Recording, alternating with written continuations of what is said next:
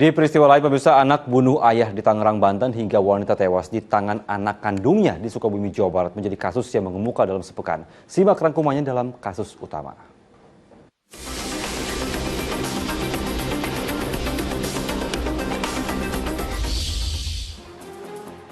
Kasus utama kali ini dibuka dari peristiwa tragis yang menimpa seorang ibu di Sukabumi, Jawa Barat. Wanita 45 tahun itu tewas saat tidur lelap dibunuh anak kandungnya, pria berusia 26 tahun. Pembunuhan itu terjadi di rumahnya di Desa Sekarsari, Kalibunder 13 Mei lalu. Namun kematian korban baru diketahui sehari kemudian ketika tersangka memberitahu tetangga. Dari hasil otopsi, terdapat 10 luka tusukan senjata tajam di tubuh korban. Motif pembunuhan masih didalami karena keterangan tersangka berubah-ubah. Atas perbuatannya, tersangka terancam pidana 15 tahun penjara. Anak bunuh orang tua juga terjadi di Tangerang, Banten.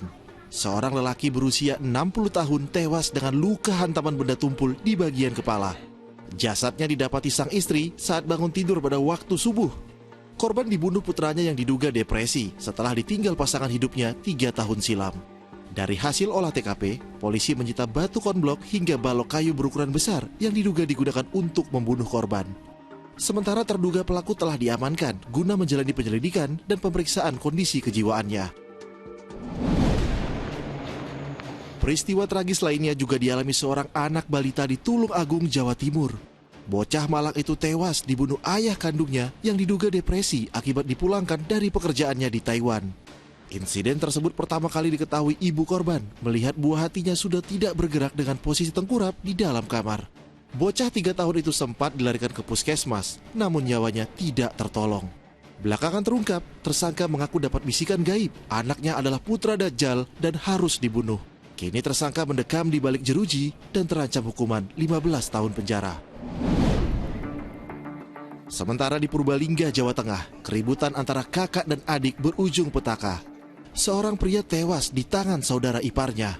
Peristiwa terjadi ketika korban menegur anak tersangka yang sedang menangis. Istri tersangka yang tak terima diduga menampar korban. Kontan saja, pria 35 tahun itu membalasnya. Perlakuan korban itu lantas diadukan wanita tersebut ke suaminya. Tersulut emosi, tersangka membacok saudara iparnya hingga tewas. Kini lelaki 30 tahun itu harus mempertanggungjawabkan perbuatannya di sel tahanan dan terancam hukuman 15 tahun penjara. Berdalih kesal motornya digadai, seorang pria di Bogor, Jawa Barat tega menganiaya temannya hingga tewas. Korban meninggal dunia akibat luka bacok di bagian kepala dan punggung.